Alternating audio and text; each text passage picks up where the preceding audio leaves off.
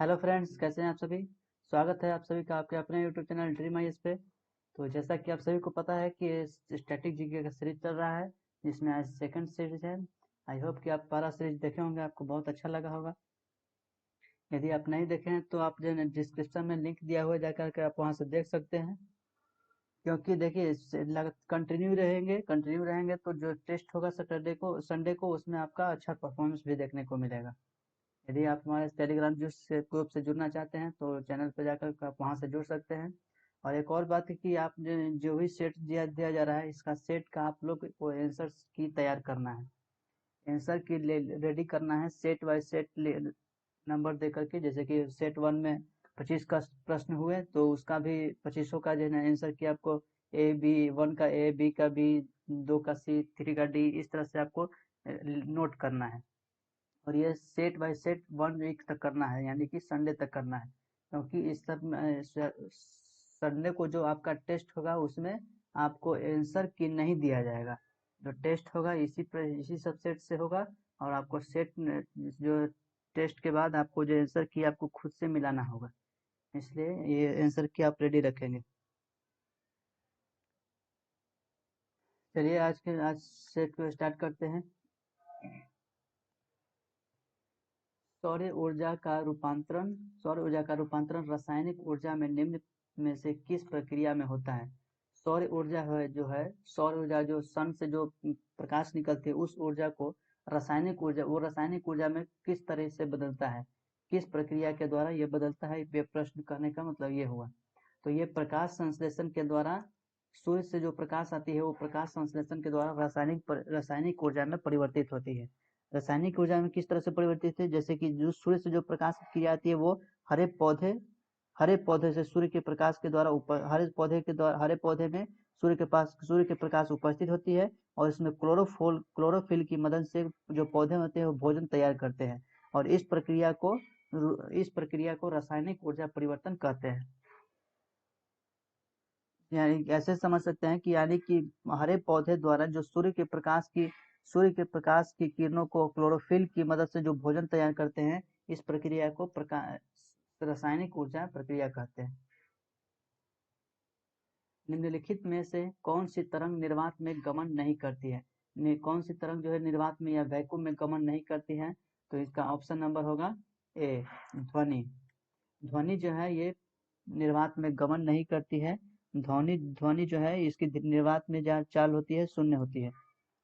वहीं ध्वनि तरंग को गमन करने के लिए एक माध्यम की जरूरत होती है, जो सबसे अधिक होता है ठोस में। ध्वनि तरंग सबसे ज्यादा होती है ठोस में, जो कि चांद पर गैस का अभाव होता है, इसलिए एक दूसरे के जैसे चांद पर गैस का जो अभाव होता है उसी की वजह से एक दूसरे के बीच कोई आवाज को नहीं सुन पाते हैं। ध्वनि की जो ध्वनि की जो तरंग है वो सबसे ज्यादा ठोस में गमन करती है, निर्वात में इसकी चाल शून्य होती है। मानव शरीर के निम्नलिखित भागों में से किसमें निषेचन की क्रिया होती है। मानव शरीर के निम्नलिखित भाग किस भागों में से निषेचन की क्रिया होती है। तो ये अंडवाहिनी में होती है। निषेचन की क्रिया जो होती है वो अंडवाहिनी में होती है, या इसको इस तरह समझ सकते हैं कि ये फ्लोपियन ट्यूब में होती है। फ्लोपियन ट्यूब में नर शुक्राणु और मादा शुक्राणु के निषेचन की क्रिया होती है इसमें। जिसके बाद एक बेबी का बर्थ होता है। निम्न में से कौन सा जीव एक कोशिकीय नहीं है। निम्न में से कौन सा जीव एक कोशिकीय नहीं है।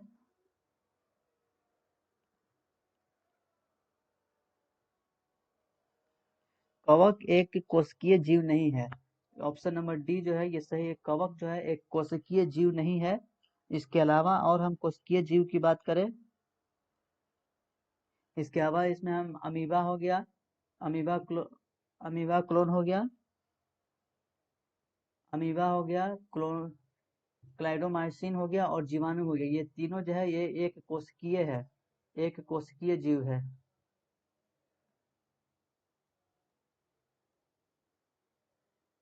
एक कोशिकीय जीव है, जबकि कवक जो है वो एक कोशिकीय जीव नहीं है।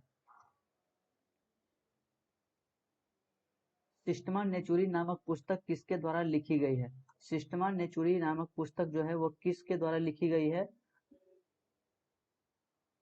तो ये किसके द्वारा लिखी गई है? सिस्टमा नामक पुस्तक क्लोरोस क्लोरस लेनियस के द्वारा लिखा गया है।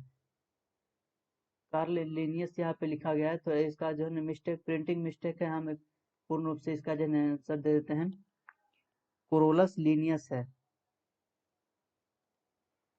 कोरोलस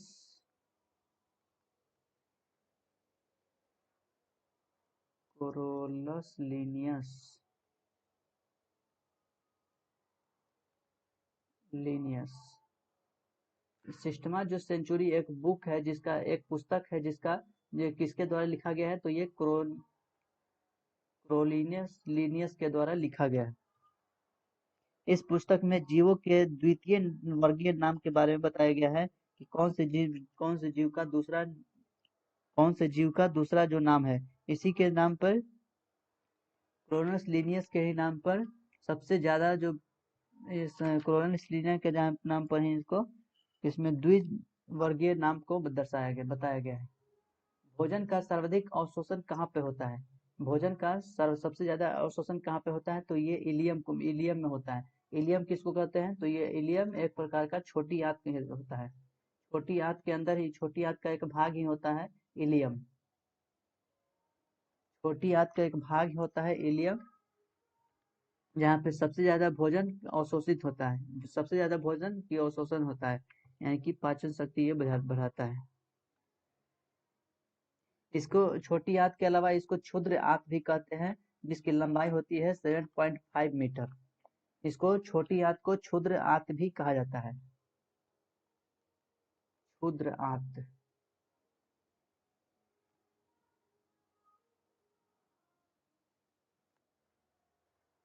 क्षुद्र आंत जिसकी लंबाई होती है 7.5 मीटर।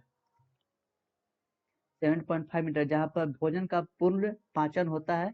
यह अमीनो अम्ल एवं ग्लूकोज, यहाँ पर अमीनो अम्ल एवं ग्लूकोज का अवशोषण एवं इसके जो दीवार होते हैं वो रंशाकुरों के द्वारा होता है। रसांकुरों के द्वारा, इसके छोटी आंत की जो दीवार होती है, इसके रंसाकुरों के द्वारा अमीनो अम्ल एवं ग्लूकोजन का अवशोषण होता है। ऑप्शन नंबर ये इलियम सही है। निम्नलिखित में कौन सा जल जनित रोग नहीं है? जल जनित कहने का मतलब हो कि कौन सा ऐसा रोग है जो जल के द्वारा उत्पन्न होता है। जल जनित रोग इसमें से कौन सा नहीं है? तो ये हैजा, हेपेटाइटिस और टाइफाइड, ये तीनों जो है ये जल से होने वाली बीमारी है। लेकिन चेचक जो है एक वायरस जनित बीमारी है। ऑप्शन नंबर बी, चेचक जो है एक वायरस जनित बीमारी है, जो एक वायरस के द्वारा ये फैलता है। ये एडवर्ड जेनर के द्वारा ये टीका भी बनाया गया था। इस बीमारी को चेचक का टीका भी बनाया गया है, जो एडवर्ड जेनर के द्वारा बनाया गया है। इसका नाम आप जरूर याद रखेंगे, एडवर्ड जेनर। Edward Jenner. चेचक के टीका की खोज किसने किया था? एडवर्ड जेनर ने। इसके अलावा जल जनित रोग की बात करें तो हैजा, टाइफाइड और ए प्लस सी प्लस डी, ये सब क्या है? जल जनित रोग है।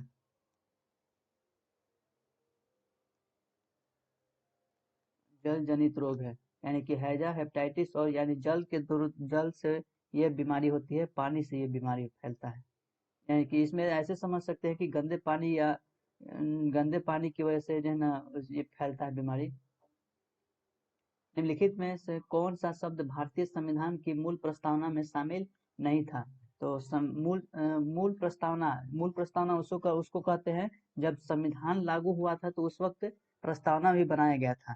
तो उस वक्त जो प्रस्तावना बनी थी उसे मूल प्रस्तावना कहते हैं। इसी तरह से ऐसे भी समझ सकते हैं, जब भारत की संविधान बना था जब भारत की संविधान बना था तो उस वक्त उसे मूल संविधान कहते हैं। और जब संशोधन के द्वारा जब कोई प्रस्तावना में या संविधान में कोई चीज ऐड किया जाता है तो वो मूल संविधान नहीं कहलाता है। तो प्रश्न यहाँ पे ये पूछ रहा है कि मूल प्रस्तावना की बात कर रहा है। भारतीय संविधान में जो डीपीएसपी है वो मूल प्रस्तावना में कौन सा शब्द नहीं था? कौन सा शब्द शामिल नहीं था? तो ये समाजवादी शब्द जो था वो मूल मूल समाजवादी शब्द जो था वो मूल प्रस्तावना में नहीं था। इसको 42वें संविधान संशोधन 1976 1976 के द्वारा जिसमें जोड़ा शामिल किया गया है। इसके साथ ही समाजवादी, पंथ निरपेक्ष और अखंडता भी जोड़ा गया है। इसके साथ ही समाजवादी, पंथ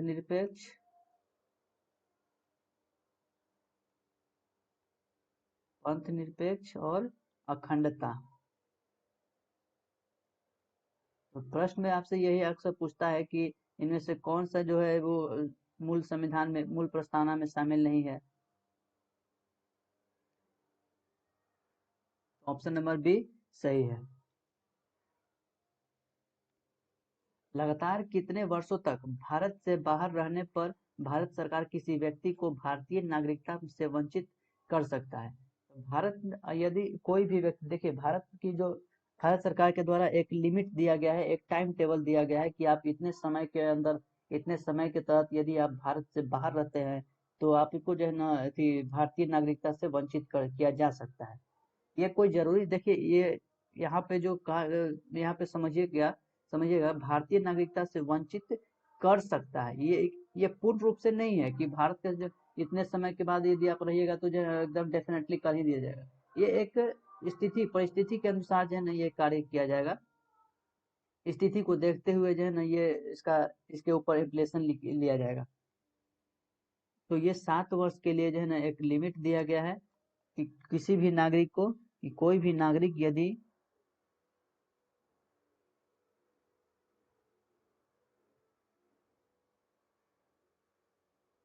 कोई भी, इसमें 7 वर्ष लिमिट दिया गया है। ऑप्शन नंबर बी सही है। इसमें कहा गया है कि कोई भी व्यक्ति यदि 7 वर्ष बाहर रहने पर, 7 वर्ष लगातार भारत से बाहर रहता है तो भारत सरकार उसकी नागरिकता समाप्त कर सकती है। ऑप्शन नंबर बी सही है। मूल अधिकारों के विषय में निम्न में से कौन सही नहीं है।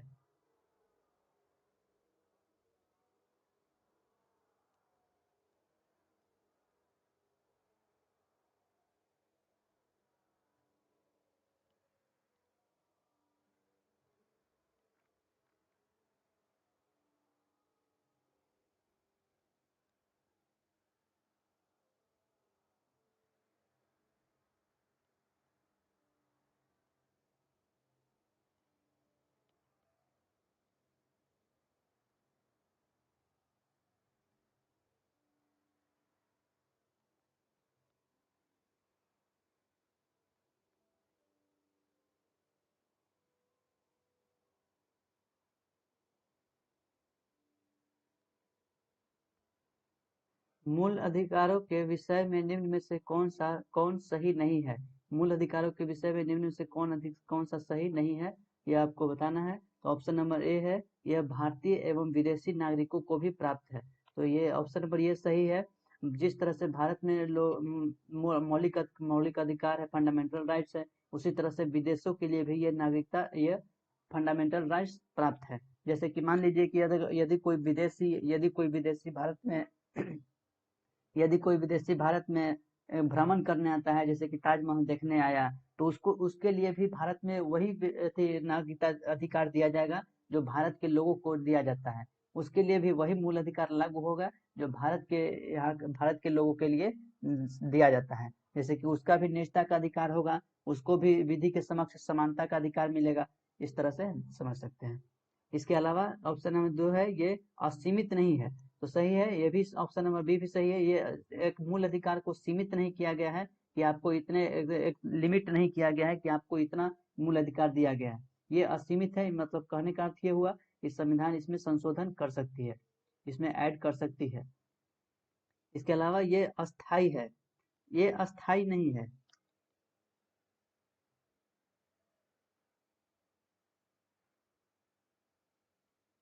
मूल अधिकार जो है ये अस्थाई नहीं है। ठीक है, ये अस्थाई नहीं है, यानी कि एक जगह नहीं, इसमें जो संशोधन अक्सर होते रहता है। इसके अलावा ऑप्शन नंबर डी है, ये न्यायोचित है। तो सही है, ये न्यायोचित है। यानी कि यदि आपका मूल अधिकार हनन होता है तो आप इसमें सुप्रीम कोर्ट जा सकते हैं, यहाँ वहां पे आपको न्याय भी मिल सकता है। तो ऑप्शन नंबर ये जो सी है ये आपका सही है। यहाँ पे क्वेश्चन पूछा था कि मूल अधिकार के विषय में निम्न से कौन सही नहीं है, तो ऑप्शन नंबर सी जो दिया हुआ है ये सही नहीं है, क्योंकि ये अस्थाई कह रहा है कि जबकि मूल अधिकार अस्थाई नहीं है, जबकि मूल अधिकार जो है वो अस्थाई नहीं है, तो ऑप्शन नंबर सी सही है। भारतीय संविधान के किस अनुच्छेद के अनुसार विधानसभा का गठन होता है? विधानसभा का गठन किस अनुच्छेद के अनुसार किया जाता है?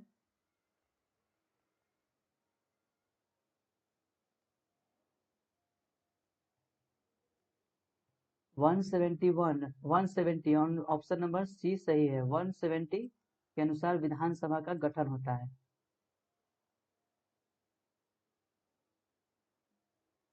विधानसभा गठन, विधानसभा गठन 171 में हो गया विधान परिषद की संरचना। 171 में हो गया विधान परिषद, विधानसभा नहीं विधान परिषद। विधान परिषद क्या चीज? संरचना। 356 में हो गया राष्ट्रपति शासन, राष्ट्रपति शासन। 168 में हो गया विधानमंडल का गठन। 168 में हो गया विधानमंडल का गठन। विधान मंडल का गठन। देखिए विधानमंडल के अंतर्गत दो चीज आता है, एक हो गया विधानसभा लेजिस्लेटिव असेंबली और लेजिस्लेटिव काउंसिल, ये हो गया विधान परिषद और ये हो गया विधानसभा। विधानसभा 171 अनुच्छेद में है, आर्टिकल 171 और सॉरी बार बार गलती हो जा रहा है, आर्टिकल 170 और लेजिस्लेटिव काउंसिल जो है आर्टिकल 171 में है, और विधानमंडल जो है 168 में है। ये राज्यों के लिए लागू होता है, विधान परिषद और विधानसभा। इसी तरह से केंद्र में भी होता है, इसी तरह से सेंटर में भी होता है।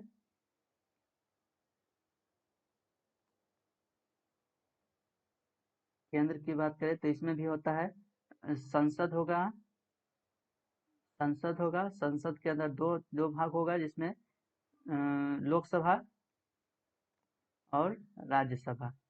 संसद के होता है आर्टिकल 79 में, लोकसभा हो गया 81 में और राज्यसभा हो गया 80 में। राज्यसभा हो गया 80 में।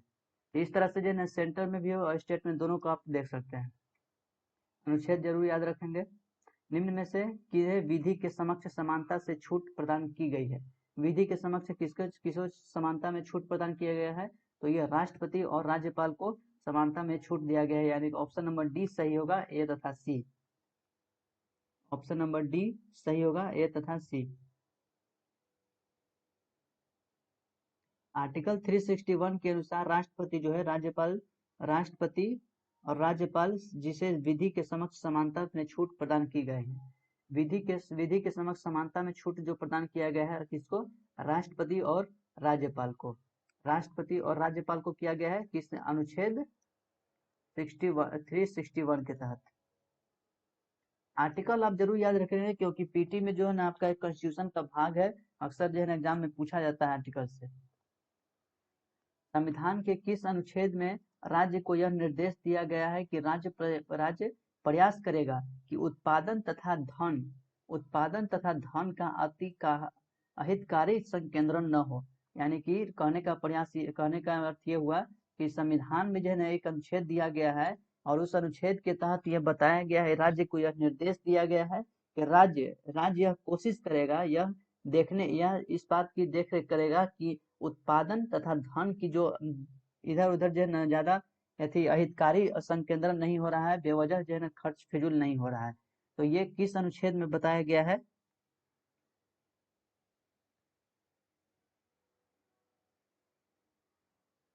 तो ये किस अनुच्छेद में बताया गया है? आर्टिकल 39 के सी में बताया गया है। अनुच्छेद 39 के सब क्लाउज सी में यह निर्देश दिया गया है राज्य को कि यह जो है राज्यों को यह निर्देश दिया गया है कि आप ये देखिए, आप ये देख रेख करिए कि उत्पादन तथा धन की जो अहितकारी संकेंद्रण नहीं हो रहा है ना, यह जो है अनुच्छेद आर्टिकल 39 के सी जो है यह डीपीएसपी में आता है, यानी कि नीति निर्देशक तत्व। नीति निर्देशक तत्व का कब से कितना होता है, ये आर्टिकल 36 से 51 होता है। 36 से 51 के बीच डीपीएसपी होता है। और वहीं फंडामेंटल राइट की बात करें तो 12 से 35 होता है। फंडामेंटल राइट्स 12 से 35 यानी कि मौलिक अधिकार 12 से 35, डीपीएसपी नीति निर्देशक तत्व 36 से 51।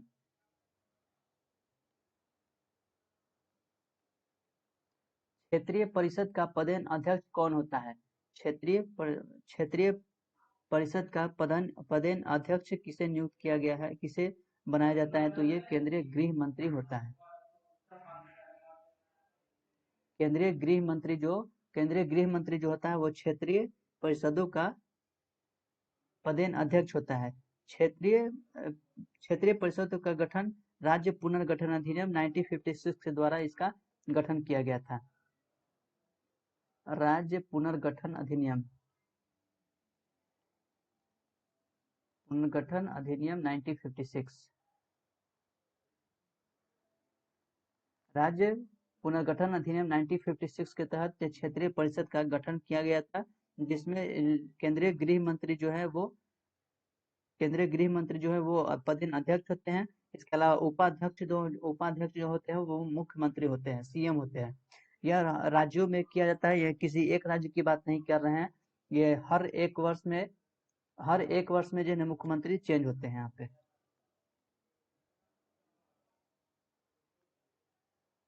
समावेशी विकास सूचकांक निम्नलिखित में से किसके द्वारा जारी किया जाता है? समावेशी विकास सूचकांक निम्नलिखित में से किसके द्वारा जारी किया जाता है? तो ये विश्व वर्ल्ड इकोनॉमिक फोरम के द्वारा जारी किया जाता है, WEF। वर्ल्ड इकोनॉमिक फोरम के द्वारा यह जारी किया जाता है। यह किस आधार पर जारी किया जाता है? यह देखता है इस संगठन की इस सूचकांक के द्वारा इसमें देखा जाता है कि जो कौन सा देश जिस देश में यह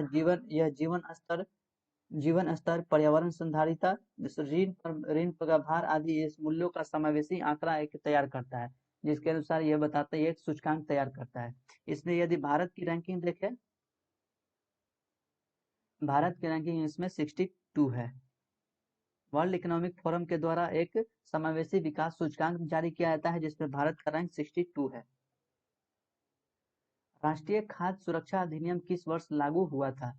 राष्ट्रीय सुरक्षा खाद्य अधिनियम यह कब लागू हुआ था? सितंबर 2013 में।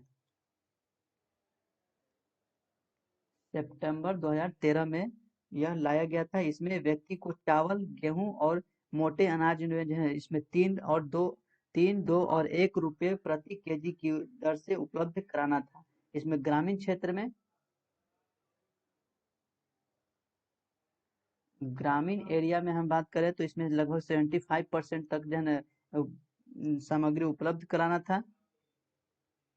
और इसके अलावा जो शहरी क्षेत्र में ये मतलब 25% अनाज मुहैया कराना था। किस रेट से? 2 रुपये, 3 रुपये और 1 रुपये प्रति केजी की दर से उपलब्ध कराना था।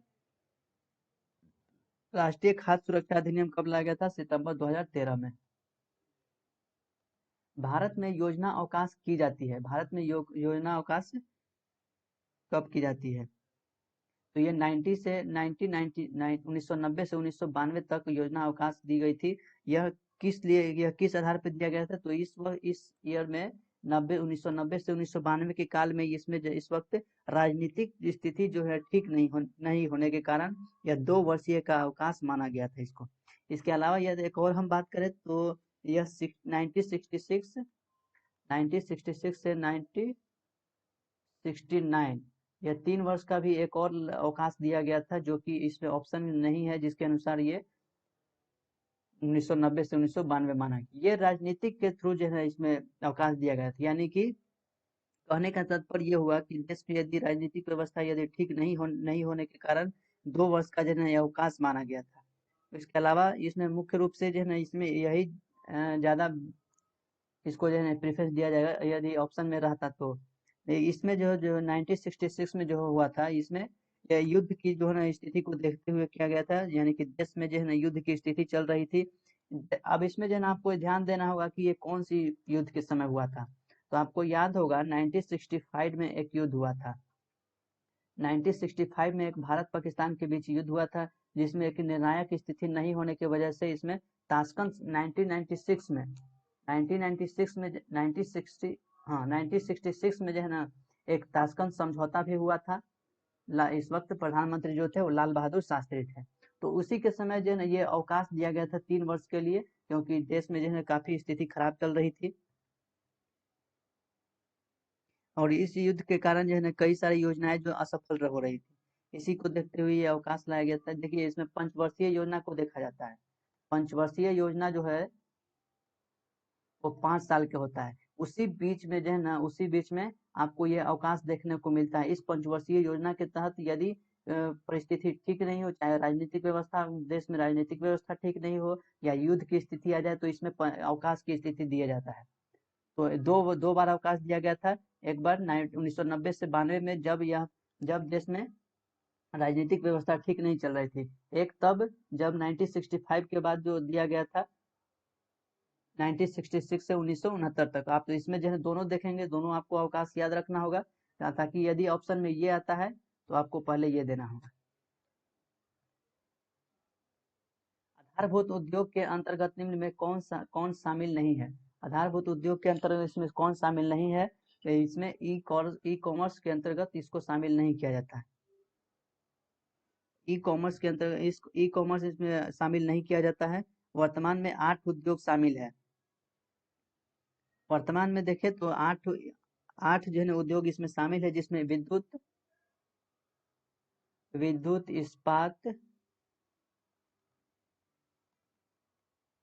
इस्पात, कोयला, तेल शोधन,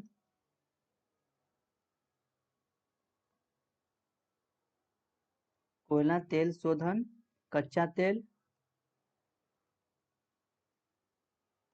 तेल और इसके बाद प्राकृतिक गैस। प्राकृतिक गैस, फिर हो गया उर्वरक, सीमेंट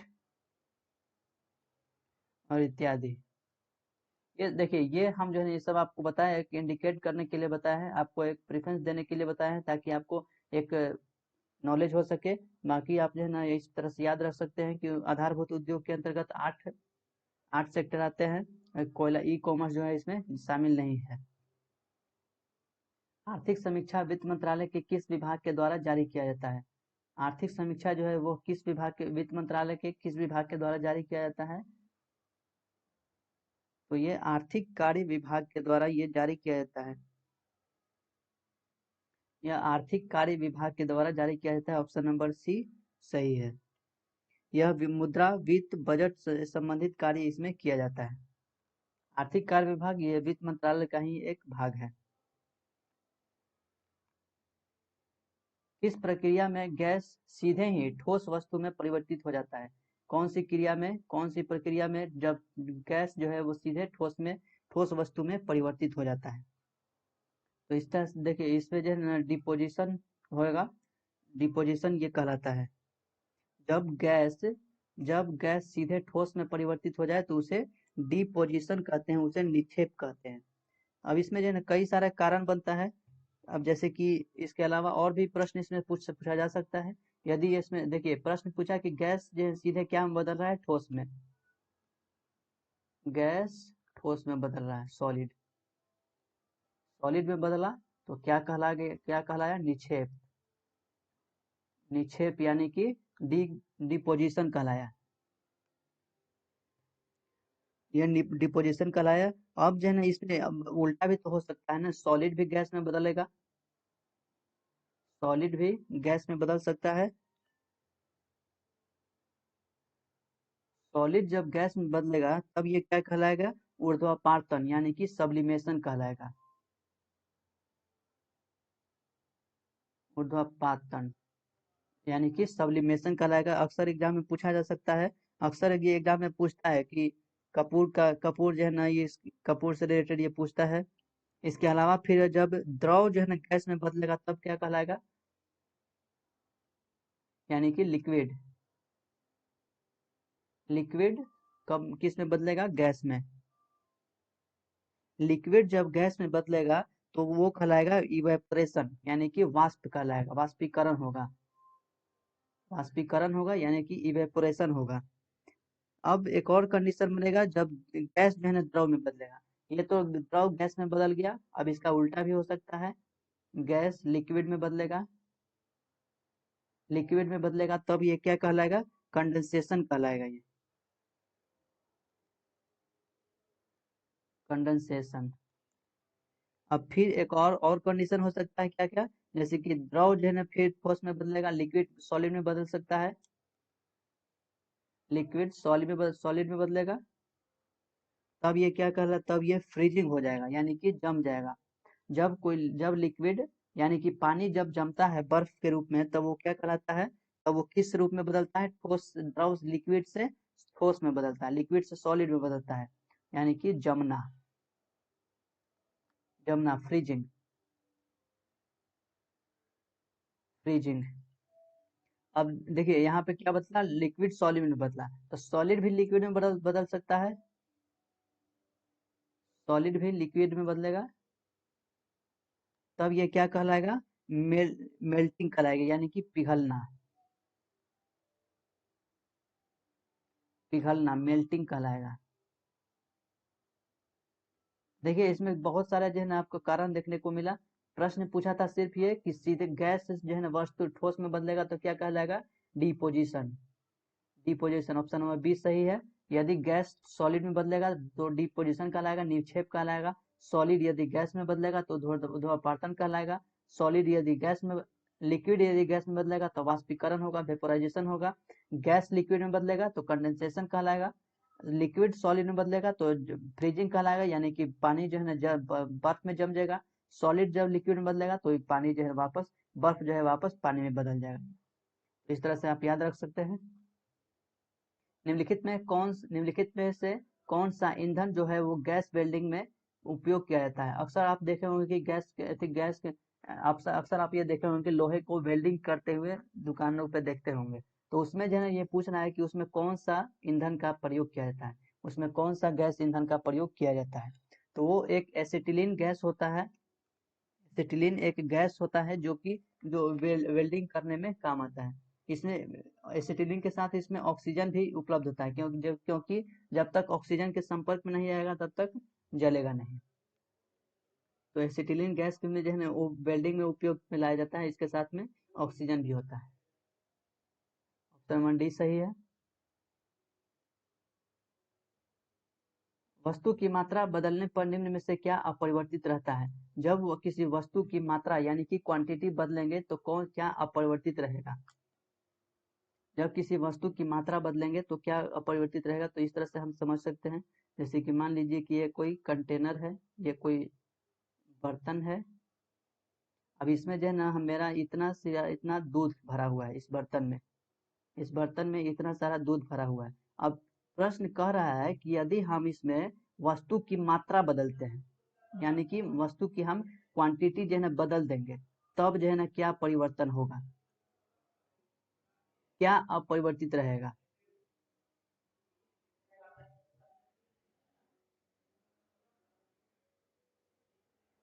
इसमें जो है वस्तु की यदि हम मात्रा बदलते हैं, जैसे कि दूध है इसका, यदि हम इसमें पानी यदि मिला देते हैं। देखिए दूध की एक क्वांटिटी हो गया, दूध एक मात्रा हो गया, और इसमें से हम वाटर मिला दिए, वाटर मिला दिए, तो इसमें जो है ना डेंसिटी जो है वो नहीं बदलेगा। तब इसमें जो है डेंसिटी नहीं बदलेगा, इसका जो घनत्व है वो अपरिवर्तित रहेगा, बाकी सब बदल जाएगा।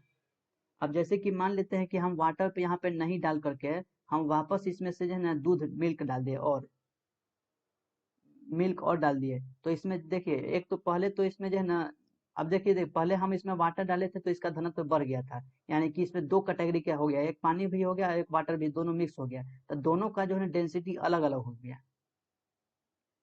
और यही जब हम मिल्क डालेंगे तो इसमें जो है ना भार भी बदलेगा, यानी आयतन भी बदलेगा।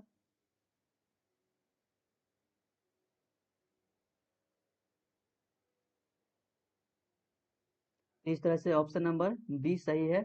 वस्तु की मात्रा बदलने से भार जो द्रव्यमान धन डेंसिटी जो है वो अपरिवर्तित रहता है। धुआं किस प्रकार का मिश्रण है? धुआं एक किस प्रकार का मिश्रण है? तो ये एक तरल और एक ठोस के साथ मिश्रित गैस है। धुआं जो है ये एक तरल और ठोस गैस का मिश्रण है। ऑप्शन नंबर डी सही है। देखिए धुआं कब उठता है? जब नीचे से अगर हम किसी चीज में लकड़ी में ये आग लगाते हैं तो ये धुआं बन करके ये वायुमंडल में जाता है, प्रवेश करता है ऊपर। और ऊपर जो है ना बहुत सारा छोटा मोटे कण भी होते हैं। और वायुमंडल में जो है ना बहुत सारा कण भी होते हैं, ये बादल से मिलते हैं। और ये जाके वहाँ पे एक तरल और एक ठोस के साथ यह मिश्रित गैस बन जाता है। निम्न में से कौन सा देश या क्षेत्र यूनाइटेड किंगडम का हिस्सा नहीं है? तो ये इस प्रश्न का उत्तर जो है ना हम आपको नहीं बताएंगे। इस प्रश्न का उत्तर आपको जो है ना खुद बताना है, यानी कमेंट में आपको, क्योंकि इस प्रश्न का उत्तर आपको पहले भी एटलस के मैप में आपको एटलस में आपको बता दिया गया है। तो ये यदि आप एटलस के क्लास किए होंगे, एटलस पढ़े होंगे, तो आपको इसका आंसर पता होगा। तो आपको जो है ना यही इसका आंसर जो है ना आपको कमेंट में बताना है कि कौन सा देश या क्षेत्र जो यूनाइटेड किंगडम का हिस्सा नहीं है। इसका आंसर आप खुद बताइएगा, उसके बाद हम बताएंगे कि क्या ये सही है या गलत है। कमेंट में आपको इसका आंसर देना है, यानी कि 24 नंबर प्रश्न का उत्तर आपको कमेंट में बताना है। हमारे सौरमंडल का दूसरा सबसे छोटा ग्रह कौन सा है? दूसरा सबसे छोटा ग्रह कौन सा है? तो ये मंगल है। और सबसे छोटा ग्रह की बात करें तो बुध है, उसके बाद है मंगल। यदि हम यदि हम बड़ा का क्रम देखें, साइज बड़ा का क्रम देखें तो सबसे पहले बृहस्पति आता है। बृहस्पति, शनि, अरुण, वरुण, पृथ्वी, शुक्र, मंगल और बुध। यानी कि इस तरह इसको ऐसे हम समझ ऐसे कह सकते हैं कि मंगल जो है वो सातवां सबसे बड़ा ग्रह है। सातवां सबसे बड़ा ग्रह है। और देखिए आठ गो ग्रह होता है, बृहस्पति, शनि, अरुण, वरुण, पृथ्वी, शुक्र, मंगल, बुध। ये 8 गो ग्रह होता है। जो यदि सबसे आठवां सबसे बड़ा ग्रह पूछेगा तो बुध कहलाएगा। और सबसे छोटा ग्रह पूछेगा तो वो भी बुध कहलाएगा। तो इस अनुसार हम तो ये बढ़ते अनुसार देखें कि बड़ा के अनुसार इसका देखें। तो इसी को यदि हम इसके अपोजिट डायरेक्शन में ले जाएं इस तरह से, तो आप इस ऐसे समझ सकते हैं कि पृथ्वी का अभी इसके ये छोटा को क्रम को दर्शा रहा है। ये ऊपर वाला जो जा रहा है इधर से छोटा के क्रम को दर्शा रहा है। तो इधर से जो देखिए तो सबसे छोटा कौन कहलाएगा? बुध। इसके बाद दूसरा सबसे छोटा मंगल, उसके बाद शुक्र, उसके बाद पृथ्वी, उसके बाद वरुण, उसके बाद अरुण, उसके बाद शनि, उसके बाद बृहस्पति। यानी कि आठवां सबसे छोटा बृहस्पति और पहला सबसे बड़ा बृहस्पति। आठवां सबसे छोटा आठवां सबसे बड़ा बुध और सातवां सबसे बड़ा मंगल। तो इस अनुसार प्रश्न में पूछ रहा है कि हमारे सौरमंडल का दूसरा सबसे छोटा ग्रह। तो सबसे छोटा पहला बुध हो गया, दूसरा मंगल हो गया। ये थे आज के 25 क्वेश्चन। और ये जो है ना हम आपको एक टेस्ट के लिए दिए हैं। ये आपको जो है ना ये कल का सेट का प्रीवियस ईयर का क्वेश्चन है, क्वेश्चन ऑफ द डे है। इसमें आपको बताना है इस चारों प्रश्न का उत्तर क्या होगा। यदि आप वीडियो देखे होंगे सेट नंबर 1 का तो आप उसका आंसर दीजिएगा, कमेंट में आपको इसका आंसर देना है। इसी तरह से हर सेट में हर सेट के साथ जो है ना हम प्रीवियस सेट का कुछ क्वेश्चन लेकर आएंगे जिसका कमेंट में आपको उत्तर देना होगा। यदि आप वीडियो नहीं देखे हैं पहले सेट तो कमेंट डिस्क्रिप्शन में लिंक दिया हुआ है, आप वहां से जाकर के देख सकते हैं। तो कुल मिलाकर आज 5 क्वेश्चन का उत्तर आपको देना है। 4 क्वेश्चन हो गया प्रीवियस सेट का और एक प्रश्न हो गया जो आपको अभी हमने 24 नंबर क्वेश्चन का पूछे थे। उसमें आपको ये बताना है कि कौन सा देश या क्षेत्र जो उत्तरी आयरलैंड का हिस्सा नहीं है। तो आपको ये कुल 5 प्रश्न का उत्तर आज को आपको कमेंट में बताना है। आज की करंट की बात करें,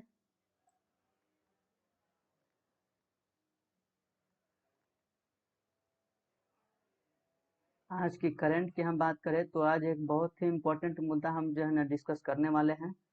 ये इम्पोर्टेंट मुद्दा क्या होने वाला है, तो ये डिजिटल इंडिया से संबंधित है। ये आईटी रूल्स भी इसमें भी कुछ लागू होगा। इसमें हम आपको कुछ फैक्ट बताने वाले हैं। जैसे कि देखिए, इस लॉकडाउन की पीरियड में जो है सबसे ज़्यादा जो अभी हाल ही में एक यूएस के द्वारा अभी हाल ही में एक यूएस कंपनी यूएस जो है अमेरिका जो है वो जूम एप्लीकेशन के ऊपर जो है जूम बॉम्बिंग का केस दर्ज किया है। जूम बॉम्बिंग, अब ये जूम जो है ना बॉम्बिंग क्या होता है, जूम बॉम्बिंग क्या होता है, आप सब जो है ना ये सब जूम एप्लीकेशन का यूज करते होंगे। हम भी जो है ना इस जूम की तरह जो है ना एक गूगल मीट जो है वो उस पर हम लोग जो डिस्कशन करते हैं ग्रुप में उसका भी हम लोग यूज करते हैं। इसी तरह से आज इस चीज को समझते हैं कि ये जूम बॉम्बिंग क्या है। और अमेरिका जो है ये जूम बॉम्बिंग जूम कंपनी के ऊपर 85 मिलियन डॉलर का जो है ना 85 मिलियन डॉलर का फाइन भरा है, फाइन इस पे लगाया है। 85 मिलियन का इस पे फाइन भरा है, फाइन इस पे लगाया है कि आपको जो है इसके जो ऊपर जो है ना केस दर्ज किया है। तो हम समझते हैं कि ये जूम बॉम्बिंग क्या हुआ था और किस वजह से इसको इसमें अमेरिका के द्वारा इस पे लगाया गया है। तो देखिए, बात दरअसल ये है कि देखिए लॉकडाउन की स्थिति में जितने भी सारे लोग जो है ना अपने घर में कैद हो गए। और इस कंडीशन में जो है ना कई सारे ऐसे लोग हैं जो कंपनी में काम करते हैं, कुछ स्टूडेंट्स भी है, जो टीचर भी हैं, जो बहुत सारे जो है ना उनका प्रेजेंटेशन साबित साबित करने के लिए किसी से मीटिंग। अब सरकार ये तय देखी कि सबको एक साथ एक सबको लाने के लिए जो है जूम को आगे बढ़ाया। और इस कंडीशन में जूम एप्लीकेशन जो है बहुत ज़्यादा जो है ना इसमें इंस्टॉल किया गया। ज़्यादा इसमें जो है ना लोगों के द्वारा इसमें जूम एप्लीकेशन को इंस्टॉल किया गया। अब इसमें जो है होता क्या है कि एक साथ जो है ना कई सारे लोग जो है ना एक साथ इसमें मीटिंग करते हैं। अपना जो है ना जैसे कि टीचर आ गया यदि बच्चों के साथ एजुकेशन पढ़ाई को लेकर जो है ना कर सकता है। अब जैसे कि कोई टीचर ही है तो जाहिर सी बात है कि कोई एक तो करेगा नहीं, कोई एक को तो लेगा नहीं। बहुत सारे उसमें जो है ना विकल्प होते हैं। तो इसी को देखते हुए जूम जो है ना इसमें क्या हुआ जूम बॉम्बिंग में कि अमेरिका में जो है ना बहुत सारे एक बार मीटिंग चल रही थी जूम के द्वारा। अब इसमें कई बार ऐसा होता है कि देखिए जूम में जैसे ही इंटर एक इनवाइट करने के लिए एक लिंक शेयर किया जाता है। अब जैसे कि मान लेते हैं कि हम जो है ना एक जूम एप्लीकेशन के थ्रू जो है एक मीटिंग करना चाहते हैं, तो जिसको जिसको हम ऐड करना चाहते हैं वहाँ उससे हम अपना लिंक शेयर करेंगे। और कई बार ये होता है कि लिंक शेयर करते करते ये एक दूसरे से ग्रुप में जाता है, ग्रुप में से ये वो उसको शेयर किया, वो उसको शेयर किया, वो इसको शेयर किया। इस तरह से कई जगह जो है ना ये लिंक शेयर हो जाता है। अब इसमें ये होता ये है कि देखिए आप जब इंटर करते हैं उस लिंक के माध्यम से तो एक एक परमिशन मांगता है जो होस्टिंग करता है, होस्ट के द्वारा।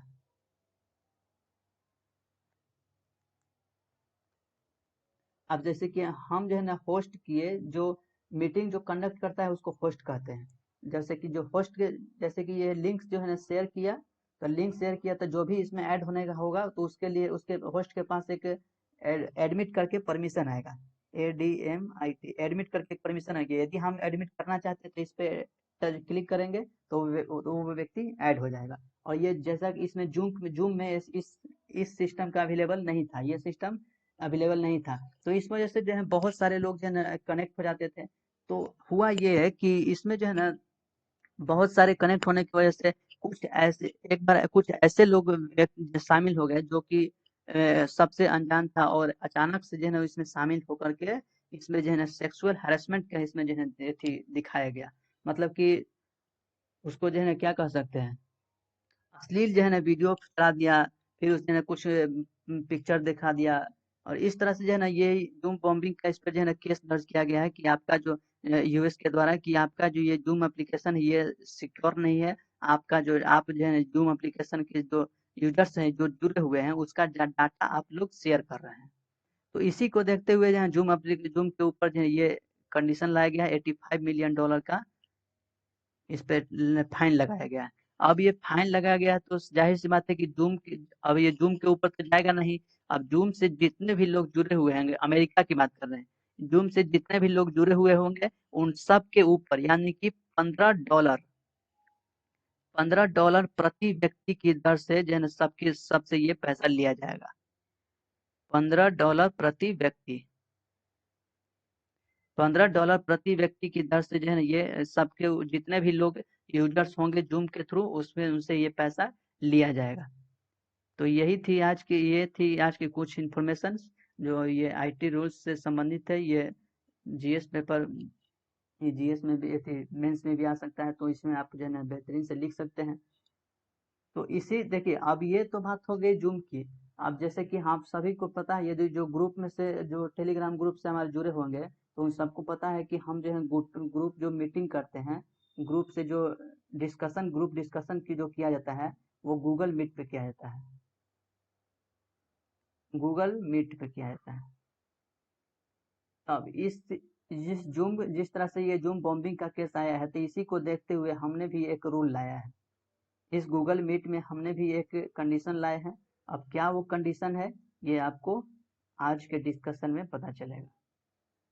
तो ये थी आज की कुछ इन्फॉर्मेशन, कुछ करेंट और कुछ बहुत सारे प्रश्न। तो हमें उम्मीद है कि आपको जो है समझ में आया होगा। वीडियो अच्छा लगे तो लाइक और शेयर जरूर कर दीजिए।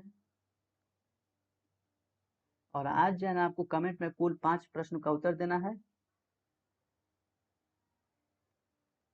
5